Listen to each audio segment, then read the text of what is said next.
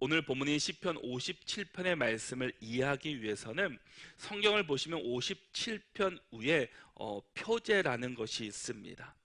이 가로 안에 있는 이 표제를 이해해야지 오늘 57편의 그 상황이 어떤 상황에서 시를 쓰게 되었는지를 우리가 알 수 있습니다.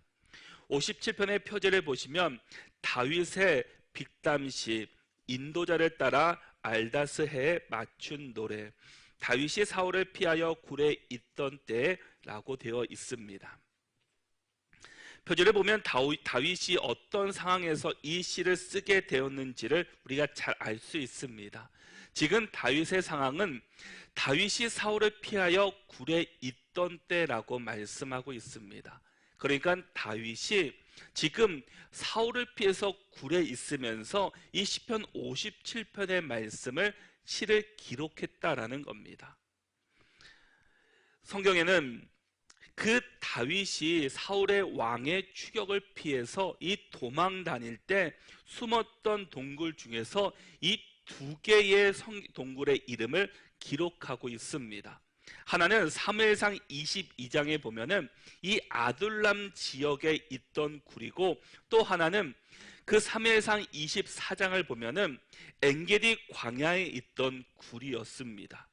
그 중에서 아마 이 상황이 더 절박했던, 그러면서도 신앙의 위험을 잃지 않았던 이 엔게디 광야에 있을 때 그 굴에서 기록한 시가 아닐까라고 많은 사람들이 여기고 있습니다.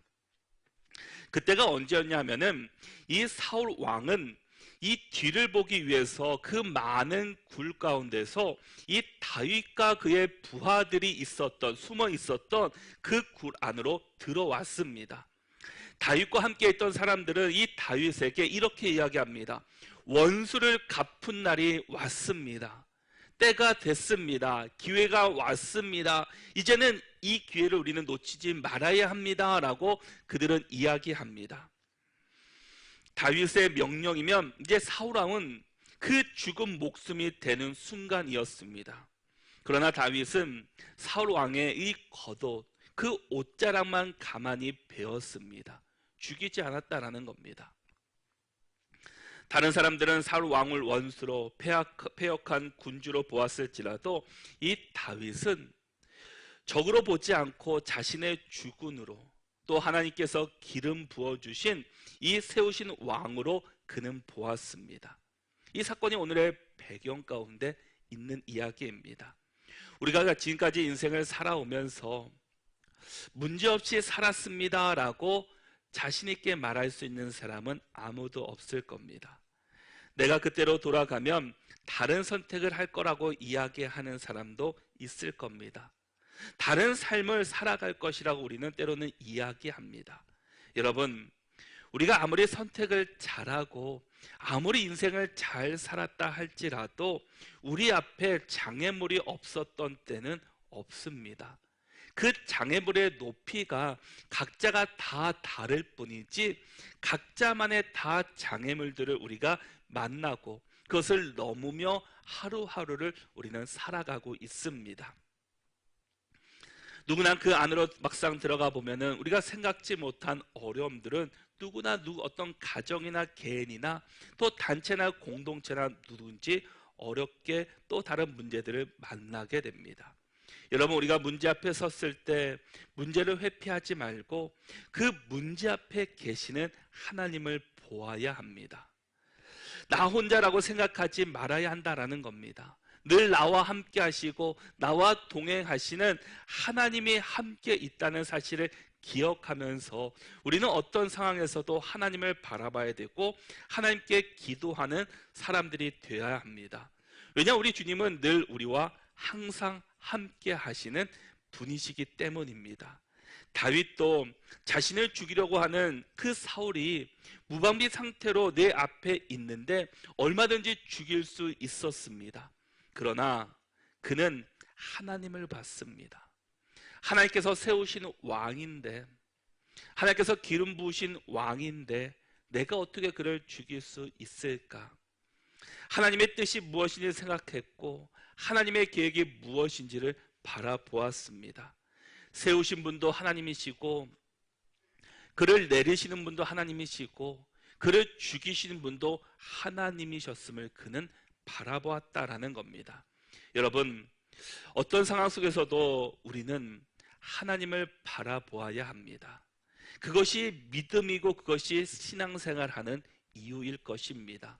우리가 신앙생활 하는데, 우리가 믿음의 사람으로 그리스도인이라고 말하는데, 우리가 하나님을 보지 못하고 하나님을 바라보지 못하고 세상을 바라보고 내 생각과 내 지식으로 살아간다면 우리는 사실 이곳에 앉아서 예배 드릴 수 있는, 예배 드려야 할 이유를 망각해 버리는 것입니다.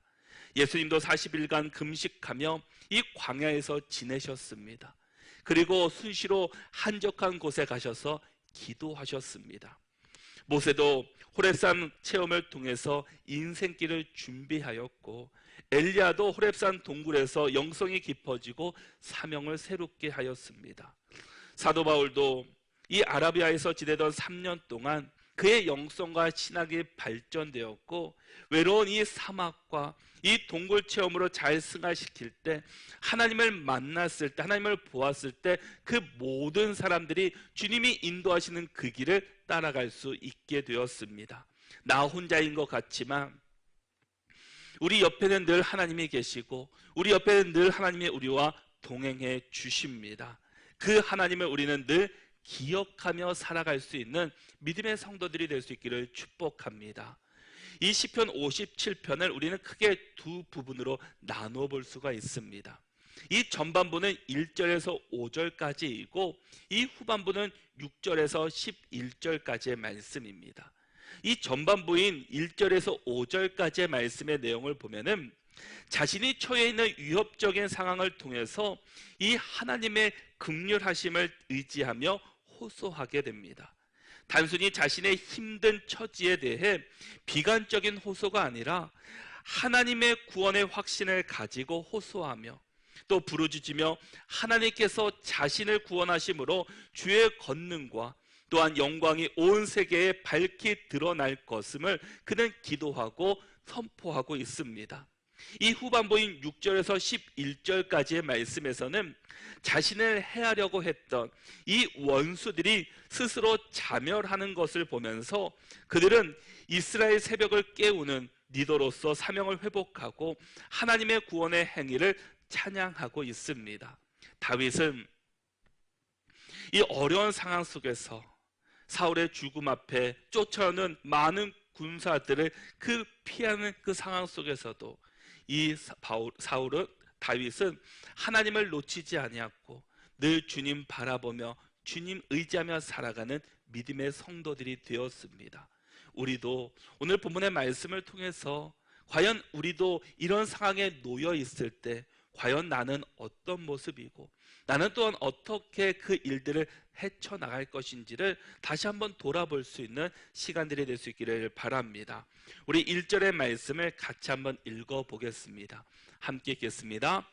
하나님이여 내게 은혜를 베푸소서, 내게 은혜를 베푸소서. 내 영혼이 주께로 피하되 주의 날개 그늘 아래에서 이 재앙들이 지나기까지 피하리이다. 아멘. 오늘 본문의 시작, 하나님이여 내게 은혜를 베푸소서. 이 말씀은 시편 56편의 시작과 동일합니다. 그래서 시편 56편과 57편이 그 많이 닮은 점이 있다고 해서 많은 학자들은 쌍둥이 시편이다라고 불려지기도 합니다. 시편 56편은 이 다윗이 이 사울 왕의 칼을 피하여 블레셋의 가드 지방까지 갔는데 거기도 있을 만한 곳이 되지 못함을 확인하고 미친 척하면서 성문의 글귀를 아무렇게나 쓰면서 수염에 침을 흘리면서 그 도망 나왔던 이 처량한 모습을 그 시로 승화시킨 내용이게 됩니다. 또한 57편은 다윗이 블레셋의 가드에서 도망 나와서 지금 이 엔게디 지역에 아둘람 지역에 구렸던 이 엔게디 황무지에서 있는 굴에서 굴로 전전했던 그 서글픈 모습들을 노래하는 시편이기도 합니다. 그래서 두 편의 모든 것이 집이 아닌 광야에서 이 살 수밖에 없었던 때를 노래했기에 이 쌍둥이 시편이다라고 불려지기도 합니다. 오늘 본문은 지금 다윗이 이 사울을 피해 도망 다니다가 굴에 있을 때 기록한 시였습니다. 얼마나 고생스럽고 고통스럽겠습니까? 그럼에도 다윗은 하나님을 원망하고 또 피하는 것이 아니라 그곳에서 하나님을 찾고 하나님을 부르짖는 이 다윗의 아름다운 모습을 보게 됩니다. 여러분, 우리도 다윗과 같은 상황에 놓일 때가 있습니다. 그런데 왜 우리는 다윗처럼 이 하나님을 찾지 못하고 그곳에 주저앉고 때로는 하나님을 부인하고 내 생각과 내 지식으로 그 문제를 해결해 가려는 우리의 모습이 있지 않습니까?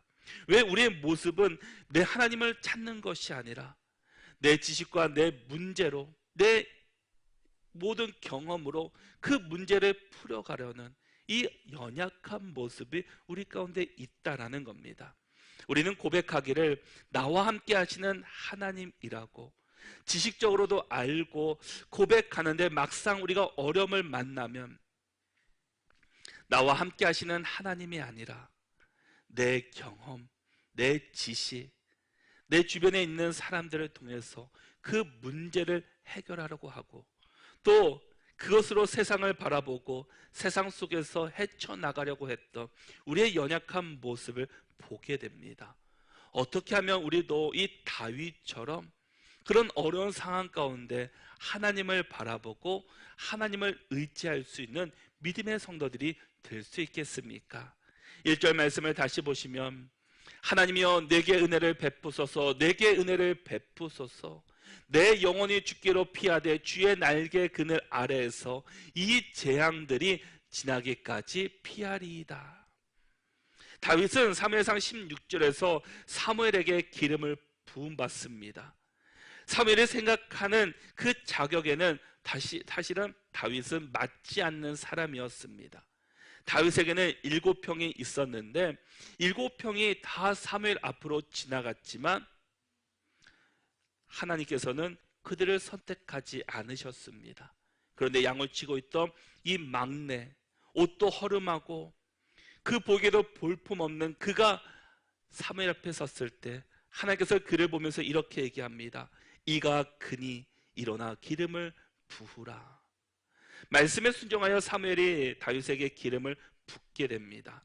사무엘상 16장 13절의 말씀을 보면은 사무엘이 기름 뿔병을 가져다가 그의 형제 중에서 그에게 부었더니 이날 이후로 다윗이 여호와의 영에게 크게 감동되니라. 사무엘이 떠나서 라마로 가니라 라고 말씀합니다. 많은 형들을 뒤로하고 막내였던 이 다윗에게 이 하나님은 기름을 붓게 하셨습니다.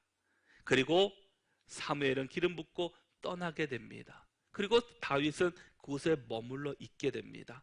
그 후에 이 사울 왕에게 악령이 들렸다는 이 소식이 들리게 됩니다.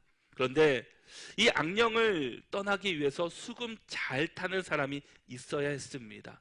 그래서 시나브로 이 수금을 잘 타는 사람들을 찾아보라고 이야기하게 됩니다. 이 사울의 신하들은 이 다윗을 추천하게 됩니다. 그래서 다윗이 사울에게 가서 수금을 탄즉 그 사울에게 있었던 악령이 떠나고 말게 됩니다. 이 시간이 지나서 이제 다윗이 이 전쟁에 참전하고 있었던 이 세 형을 찾아가게 됩니다. 그 집에서 준비한 음식을 가지고 그 형을 위로하고 그들에게 음식을 전하기 위해서 그곳을 찾아가는데 그것이 바로 엘라 골짜기였습니다. 근데 그곳에 가는 길에 이 골리앗이라는 사람이 이스라엘 백성들을 향해서 한번 나랑 싸워보자, 나랑 싸워볼 사람 있으면 나와보라라고 그들을 조롱하게 됩니다. 이스라엘 백성들을 조롱하고 이스라엘 나라를 조롱하는 것을 보게 되었습니다. 골리앗이 하나님의 군대를 모욕하고 있을 때 이 다윗이 골리앗과 싸워서 승리하게 되었습니다. 이로 인해서 일약 이스라엘 백성들 가운데 스타가 되고 말았습니다. 이스라엘 백성들이 이 다윗의 모습을 보면서 사울을 위해서는 천천히요, 다윗을 위해서는 만만이라라고 다윗을 찬양하며 다윗을 높이며 다윗을 칭송하고 있을 때 이 사울은 어떻습니까? 다윗을 미워하기 시작합니다. 성경은 그것을 사울이 다윗을 주목하였다라고 말씀하고 있습니다. 그런데 그 일이 있은 후에 사울이 어떻게 변했습니까? 사무엘상 18장 10절에 봤더니 그 이튿날 하나님께서 부리시는 악령이 사울에게 힘있게 내리매, 다윗의 수금으로 인해서 사울 왕에게 있었던 악령이 떠났는데 지금 다윗의 그런 업적을 인해서 그를 시기하자 이 악령이 다시금 사울에게 들어가는 것을 보게 됩니다. 힘있게 내리며 라고 이야기를 하게 됩니다. 하나님을 떠나자 악령이 그를 가만히 두지 않았다라는 겁니다. 다윗의 수금을 인해서 악령이 떠났지만 하나님의 마음을 떠나자 악령이 다시금 사울에게 임하는 그런 모습을 보게 됩니다. 여러분, 우리는 하나님을 떠나서 살 수 없는 자들입니다. 우리가 하나님을 떠나는 순간 사탄 마귀들은 우리를 계속해서 주시하고 있다가 우리에게 악령이, 사탄이 우리에게 다시금 들어오게 됩니다. 그러기에 우리는 늘 하나님을 바라보며 하나님을 붙잡고 살아가야 합니다. 그래야지 우리가 사탄의 그 종이 되지 않고 사탄의 그 종로로 타는 자들이 되지 않는다라는 겁니다. 여러분, 우리가 하나님 안에 산다는 것은 너무나 큰 축복이고 너무나 큰 은혜입니다. 사실 하나님으로 인해서 우리가 너무나 많은 혜택을 받고 너무나 많은 은혜를 입으며 우리는 살아가고 있습니다. 우리가 하나님을 떠나서는 살 수 없는 사람들이다라는 겁니다. 하나님은 우리 앞길을 인도해 주실 뿐만 아니라 이 악한 년들이 우리를 침범하지 않도록, 우리를 해하지 않도록 하나님께서는 보호막이 되어 주시고 우리를 막아주시고 우리를 보호해 주십니다. 다윗은 지금 사울의 필에 굴에 숨어 있습니다. 얼마나 사울이 원망스럽겠습니까? 얼마나 사울이 미웠겠습니까? 다윗이 인간적으로 생각한다면 나도 기름 부음 받은 사람인데, 골리앗과 싸워서 이스라엘을 구원한 사람인데, 그리고 사울의 사위였습니다. 그런데 왜 나를 죽이려고 하는가? 내가 기름 부음 받지도 아니하고 내가 엘라 골짜기에 가지도 않았다면, 골리앗과 싸우지도 않았다면 나에게 이런 일이 일어나지 않았을까라는 과거를 회상할 수도 있고 얼마든지 후회할 수 있고 하나님을 원망할 수도 있습니다. 그러나 다윗은 과거에 얽매이는 것이 아니라 이 현재를 직시하면서 이 상황을 어떻게 이겨나갈 것인가, 또 어떻게 그 방법을 헤쳐나갈 것인지를 그를 보면서 하나님을 붙잡았다라는 겁니다. 하나님, 나에게 은혜를 베풀어 주시옵소서. 내가 정말 어디로 도망갈 수도 없는 이 막다른 그 굴 앞에 놓여 있음에도 불구하고 하나님, 나에게 은혜를 베풀어 주시옵소서, 내게 은혜를 베풀어 주시옵소서 라고 고백하는 그의 모습이다라는 겁니다. 1절의 말씀을 다시 보시면, 내 영혼이 주께로 피하되 주의 날개 그늘 아래에서 이 재앙들이 지나기까지 피하리이다. 내 영혼이 주께로 피하되. 다윗은 그렇게 처량하고도 고난의 시간을 보내면서도 은혜 베풀어 주실 것을 간구하고 있습니다.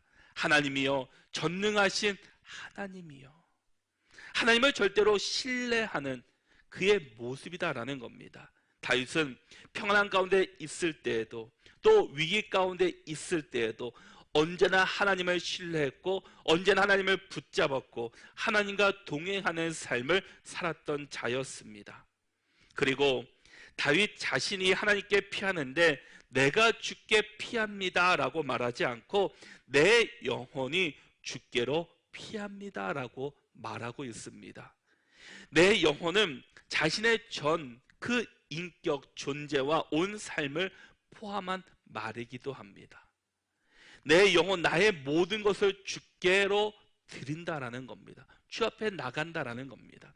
내 생각만, 내 몸만 주께로 피하는 것이 아니라 나의 영혼, 나의 생각, 나의 모든 부분들을 전 인격을 하나님께 드린다라는 겁니다. 그래서 다윗은 자신이 하나님께로 피할 때 일부분만 드리는 것이 아니라 전체를 드리는, 전부를 드리는 그런 삶을 살았던 자였습니다. 그리고 태풍이 휘몰아 칠 때 이 어미새 품 안에 새끼새는 이 평안하게 잠들어 있듯이 이 다윗도 영원한 주님의 품 안에 안겨서 그 날개 아래에 머물고 싶다라고 고백하고 있다라는 겁니다. 그러면서 2절 말씀에서 내가 지존하신 하나님께 부르짖으며 또 나를 위하여 모든 것을 이루시는 하나님께로다라고 말씀합니다. 다윗은 자신의 기도 대상이신 하나님을 두 가지로 표현하고 있습니다. 하나는 지존하신 하나님, 지극히 높으신 하나님이라는 겁니다. 또 모든 것을 이루시는 하나님이라고 그는 말하고 있습니다. 이 지존하신 하나님은 이 세상을 창조하시고 이 세상을 다스리시는 하나님이라는 의미입니다. 다시 표현하면 만왕의 왕이신 하나님이시다라는 겁니다. 다윗은 하나님이 이 최고의 권위자이시기에 그 어떤 악의 세력으로도 우리를 막아주실 수 있고 이 세상 우주 만물을 창조하신 그 누구도 하나님을 대적할 자도 없고 모든 것을 하나님께서 다스리실 수 있다라는 것을 그는 말해주고 있습니다. 또한 모든 것을 이루시는 하나님은 모든 것을 완전하게 행하시는 하나님이시라는 의미입니다. 비록 지금 다윗 자신의 삶이 힘들고 고난 가운데 있지만은 하나님은 온전하시고 고쳐내시는 하나님이시며 비록 부족한 부분이 있더라도 부족하지 않고 풍성하게 만드시는 하나님이심을 그는 고백하며 부르짖고 있습니다. 그는 하나님께 그 고난 가운데서도 하나님을 향해서 부르짖고 외치고 있다라는 겁니다. 3절 말씀에서도 그가 하늘에서 보내사 나를 삼키려는 자의 비방에서 나를 구원하실지라 하나님이 그의 인자와 진리를 보내시리로다 라고 말씀합니다. 하나님께서 자신을 구원해 주실 뿐만 아니라 인자와 진리를 보내주는 분이시다라는 겁니다. 인자가 하나님의 성품이라면 이 진리는 하나님의 행하심입니다. 즉 하나님은 지금 하나님의 인자하심이 필요하고 이 바른 길을 걸어가려는 자신을 이 붙잡아 주셔서 더 바른 길로 걷게 해주실 것을 그 요청하고 있습니다. 그렇게 하나님께 기도하며 외치며 이 전능하신 하나님을 부르짖고 있지만 그도 우리와 똑같은 사람이기에 지금 자신의 상황을 이렇게 다시 한번 외치고 있습니다. 우리 4절의 말씀을 같이 한번 읽어보겠습니다.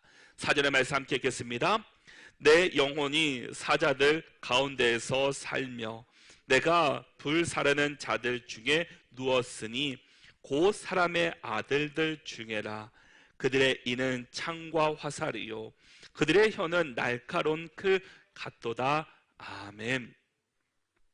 다윗이 지금 상황을 이렇게 이야기하고 있다는 겁니다.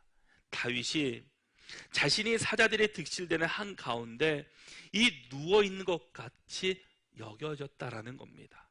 사자는 동물 중에 가장 용맹하며 먹이사슬 중에서 최정점에 있는 동물입니다. 그러나 들소나 이 기린, 하마와 코뿔소, 코끼리 등의 그 사자보다 덩치가 크고 힘도 그들은 더 셉니다. 그러나 사자들은 자기보다 그 큰 짐승을 두려워하지를 않습니다. 왜냐하면 사자들은 무리를 지어다니며 다니기 때문입니다. 사자들의 무리를 프라이드라고 하는데 이 프라이드는 숫사자 2~3마리와 이 암사자 10마리 내외로 그리고 새끼 사자들이 함께 움직이게 됩니다. 그래서 먹이 사냥을 할 때면 한 무리를 형성하는 이 사자들이 집단적으로 달려들기 때문에 그 등치가 큰 동물들도 한순간에 무너지는 것들을 보게 됩니다. 다윗은 자신이 으르렁대는 이 사자들 무리 가운데 있는 것 같다라고 고백합니다. 그리고 원수들이 화살과 칼은 끊임없이 자신들을 겨누고 있다라고 그는 말하고 있습니다. 이렇게 자신의 상황이 힘들고 이 어려운 가운데 있는데도 불구하고 결코 다윗은 좌절하지 아니하고 낙심하고 절망하지 않습니다. 왜 그럴 수 있었습니까? 우리 5절 말씀을 같이 한번 읽어보겠습니다. 5절 말씀 함께 읽겠습니다. 하나님이여, 주는 하늘 위에 높이 들리시며 주의 영광이 온 세계 위에 높아지기를 원하나이다. 아멘. 다윗은 어려운 상황 속에서도 그는 하나님을 외치고 하나님을 고백하고 있습니다. 여러분, 지금의 우리의 모습을 이 다윗의 모습과 비교해 볼 수 있기를 바랍니다. 나는 고난을 만날 때, 나는 이런 어려움을 만날 때 나는 어떻게 반응하고 있는지, 나는 또 이 상황들을 어떻게 우리가 이겨나가고 있는지를 우리가 다시 한번 생각해 볼 수 있기를 바랍니다. 다윗은 믿음으로 하나님 중심으로 이 모습들을, 이 어려움들을 이겨냈습니다.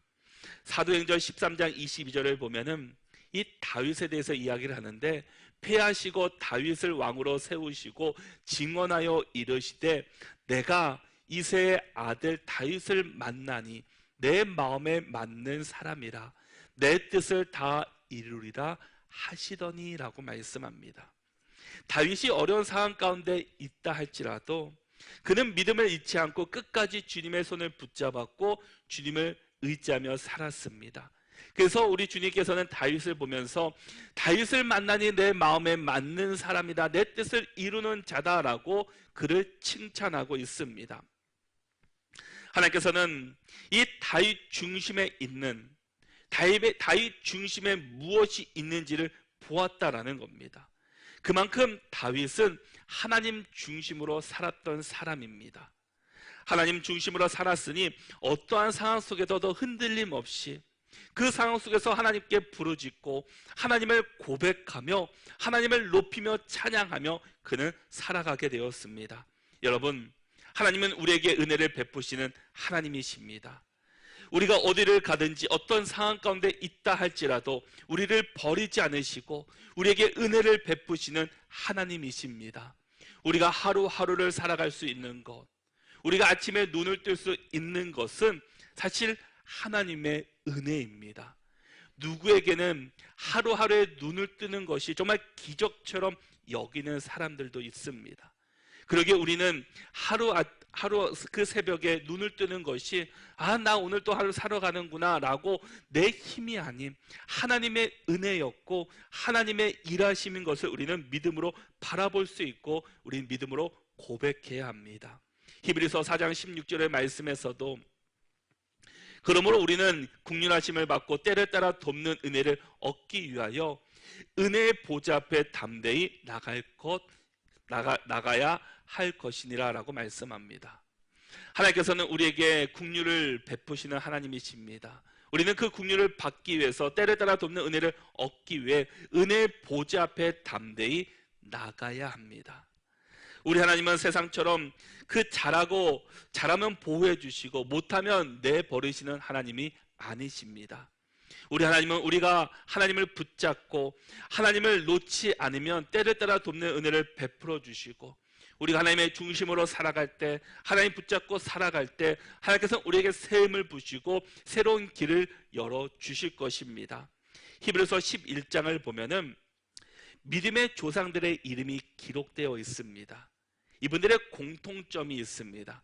그것은 그들이 믿음으로 살았다라는 겁니다. 믿음의 그 이름을 이야기하면서 어떻게 이야기하냐 보면은 이 히브리서 11장을 보시면 믿음으로 아벨은, 믿음으로 에녹은, 믿음으로 노아는, 믿음으로 아브라함은, 믿음으로 사라는 이렇게 살았다라고 기록되어 있습니다.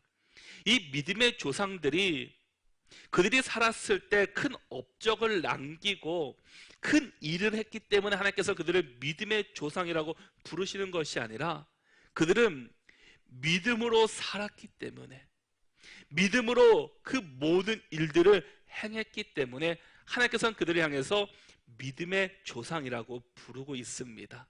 하나님께서 우리를 보시는 것은 다른 것이 아니라 바로 믿음이셨습니다. 우리와 그들의 차이는 바로 믿음의 차이였다라는 겁니다. 다윗도 이 사울을 피해서 이 동굴에 숨어서 언제 나를 죽이러 내가 붙잡힐지 모르는 그런 상황 속에서도 그가 하나님의 인도하심을 받을 수 있었던 것은 바로 믿음으로 살았기 때문입니다. 우리가 어려운 상황 가운데 있다 할지라도, 눈앞이 그 동굴 가운데 우리가 갇혀 있다 할지라도, 내가 넘을 수 없을 것 같은 장애물이 우리 앞에 놓여 있다 할지라도 우리는 그것을 나의 지식으로, 나의 경험으로, 나의 생각으로 바라보는 것이 아니라 믿음으로 바라볼 수 있는 우리 모두가 될 수 있기를 바랍니다. 우리는 다윗처럼 내 생각이 아닌 하나님 중심으로 믿음으로 살아가야 합니다. 우리가 한 주간 동안 이 세상 속에서 우리가 많은 일들을 만날 때 그 일들을 우리가 믿음의 눈을 들어서 바라볼 수 있기를 바랍니다. 내 생각, 내 지식, 내 경험이 아닌 하나님을 바라보시며 믿음으로, 또 하나님을 중심으로 살아낼 수 있는 믿음의 모든 성도들이 다 될 수 있기를 바랍니다.